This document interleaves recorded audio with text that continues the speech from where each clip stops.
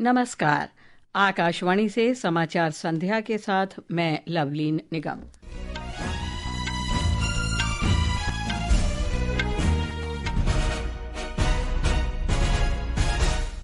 Electronics और सूचना प्रौद्योगिकी मंत्री अश्विनी वैष्णव ने कहा, भारत समावेशी विकास पर केंद्रित भरोसेमंद वैल्यू चेन भागीदार के रूप में देखा जाता है। झारखंड में सुरक्षा बलों के साथ मुठभेड़ में 15 नक्सली मारे गए।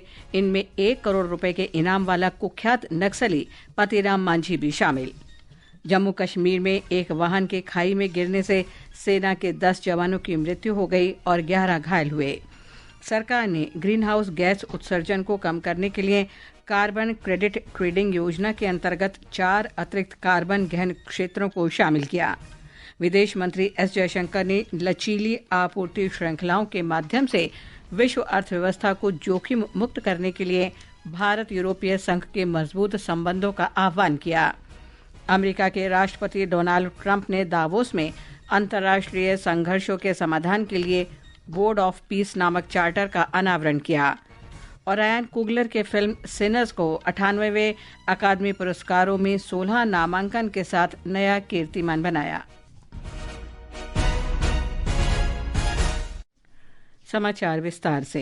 इलेक्ट्रॉनिक या सूचना प्रौद्योगिकी मंत्री अश्विनी वैष्णव ने कहा है कि भारत को भरोसेमंद वैल्यू चेन भागीदार और समावेशी विकास पर केंद्रित देश के रूप में देखा जाता है। स्विट्जरलैंड के दावोस में विश्व आर्थिक मंच के दौरान श्री वैष्णव ने बताया कि भारत आर्टिफिशियल इंटेलिजेंस AI के सभी 5 स्तरों पर काम कर रहा है। इनमें AI आर्किटेक्चर, अनुप्रयोग, मॉडल, चिप, बुनियादी ढांचा और ऊर्जा शामिल है। अगले महीने नई दिल्ली में होने वाले AI इम्पैक्ट समिट पर श्री वैष्णव ने कहा कि AI में अपार क्षमताएं हैं, लेकिन कुछ नुकसान भी हैं। उन्होंने कहा कि नुकसानों को नियंत्रित करने के लिए उचित सुरक्षा उपाय होने चाहिए।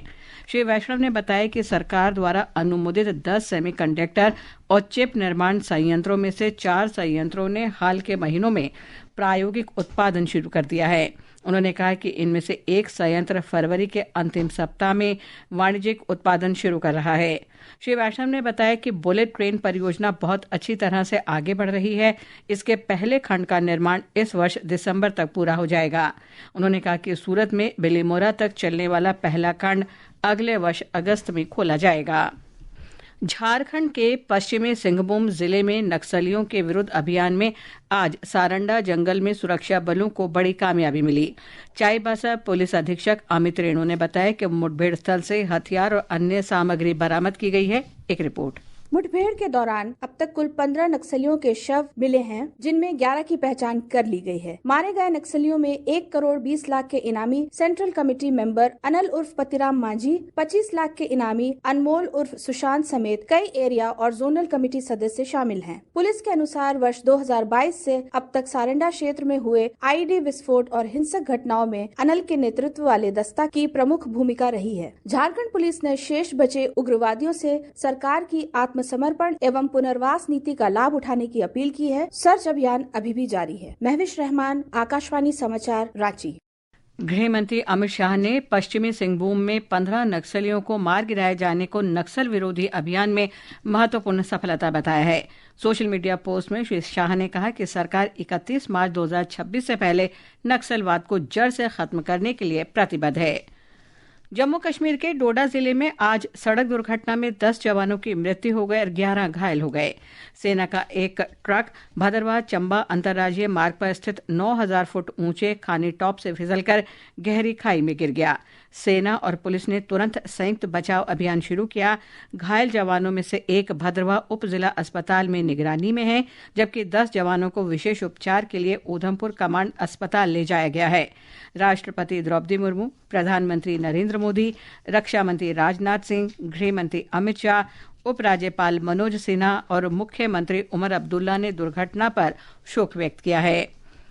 छत्तीसगढ़ के बलौदाबाजार जिले में इस्पात कारखाने में हुई दुर्घटना में 6 श्रमिकों की मौत हो गई और 5 गंभीर रूप से घायल हो गए। ये घटना कारखाने की धूल नियंत्रण कक्ष में विस्फोट के कारण हुई। घायलों को बिलासपुर के ट्रॉमा सेंटर में भर्ती कराया गया है। जिला प्रशासन ने घटना की जांच के लिए मजिस्ट्रेट की अध्यक्षता में एक समिति का गठन किया है। दुर्घटना के बाद प्रशासन ने इस्पात संयंत्र सील कर दिया है।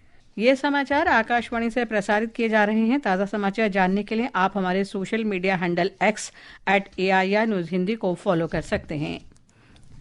समाचार संध्या में आपका फिर स्वागत है।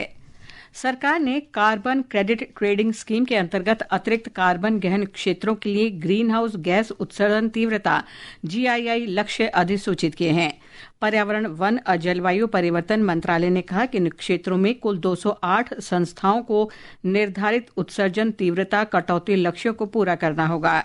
इस विस्तार के साथ अब भारत के सबसे अधिक उत्सर्जन गहन उद्योगों में 490 संस्थाएं भारतीय कार्बन बाजार अनुपालन तंत्र के दायरे में आ गई हैं।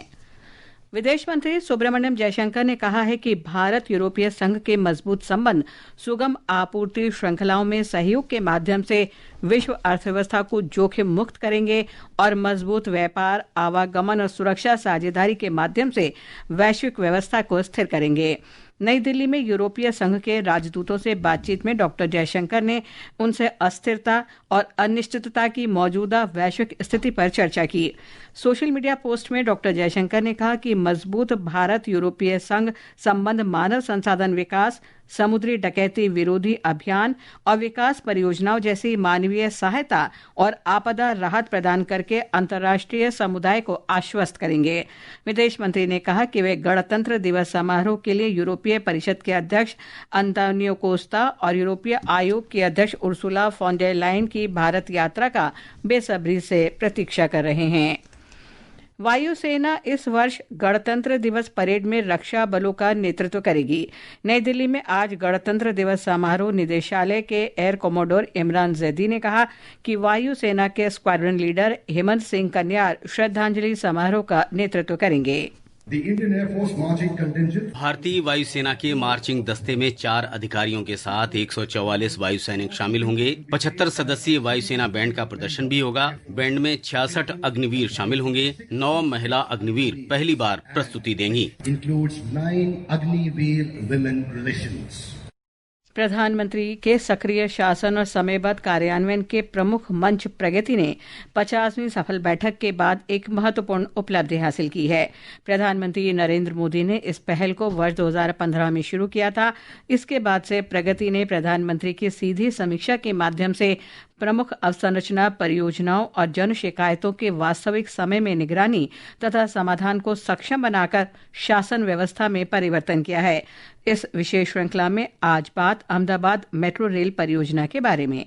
अहमदाबाद मेट्रो रेल परियोजना का प्रथम चरण गुजरात के सबसे बड़े महानगर क्षेत्र में सतत शहरी परिवहन की दिशा में एक महत्वपूर्ण उपलब्धि है। यह परियोजना 40 किलोमीटर लंबी है, जिसका स्वीकृत लागत 12,924 करोड़ रुपए है। इस परियोजना की पहली समीक्षा 25 अप्रैल 2018 को प्रगति तंत्र के अंतर्गत की गई थी, जब परियोजना प्रारंभिक चरण में थी और प्रगति लगभग 25% थी। प्रधानमंत्री नरेंद्र मोदी के स्पष्ट दिशा निर्देशों से विभिन्न एजेंसियों के बीच समन्वय मजबूत हुआ, जिससे भूमि अधिग्रहण, पुनर्वास और पुनर्स्थापन तथा बाह्य वित्त पोषण से जुड़े मुद्दों पर प्रभावी कार्रवाई संभव हो सकी। 23 दिसंबर 2020 को हुई प्रगति समीक्षा तक परियोजना की प्रगति बढ़कर लगभग 62% हो गई, जो बेहतर समन्वय और कार्यान्वयन संबंधी समस्याओं के समाधान का परिणाम थी। इसके बाद गुजरात सरकार ने भूमि हस्तांतरण और पुनर्वास कार्यों में तेजी लाई। प्रधानमंत्री द्वारा 30 सितंबर 2022 को परियोजना का उद्घाटन किया गया और अक्टूबर 2022 की शुरुआत में इन्हें आम जनता के लिए खोल दिया गया। शेष खंडों के पूर्ण होने के साथ ही अहमदाबाद मेट्रो का प्रथम चरण का पूरा नेटवर्क अब पूरी तरह से परिचालन में है। आज अहमदाबाद मेट्रो स्वच्छ और सुरक्षित शहरी परिवहन सुविधा प्रदान कर रही है। अनुपम मिश्र, आकाशवाणी समाचार, दिल्ली। गृह मंत्री अमित शाह ने कहा है कि भारत का पुनर्निर्माण देश के साथ पूरे विश्व के कल्याण के लिए भी आवश्यक है।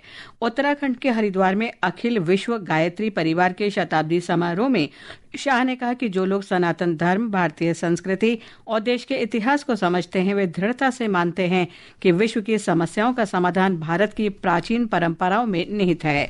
विश्व भर की समस्याओं का समाधान अगर कहीं एक जगह है तो भारतीय परंपरा में विश्व भर की समस्याओं का समाधान। तो आध्यात्मिक रूप से भारत का पुनर्निर्माण वो सिर्फ भारत के लिए नहीं, समग्र विश्व के लिए कल्याणकारी होने वाला। और कई सारे आर्ष द्रष्टाओं ने, स्वामी विवेकानंद जी हो, महर्षि अरविंद हो या पूजनीय पंडित राम शर्मा जी हो, ये सब ने अपनी ओजस्वी वाणी में विश्वास व्यक्त किया है कि जब भारत अपने पूर्ण तेज के साथ जागरूक होगा, समग्र विश्व को, समग्र ब्रह्मांड को तेजोमय बनाएगा। ये समाचार हमारी वेबसाइट www.newsonair.gov.in और हमारे न्यूज़ ऑन एआईआर ऐप पर भी उपलब्ध हैं।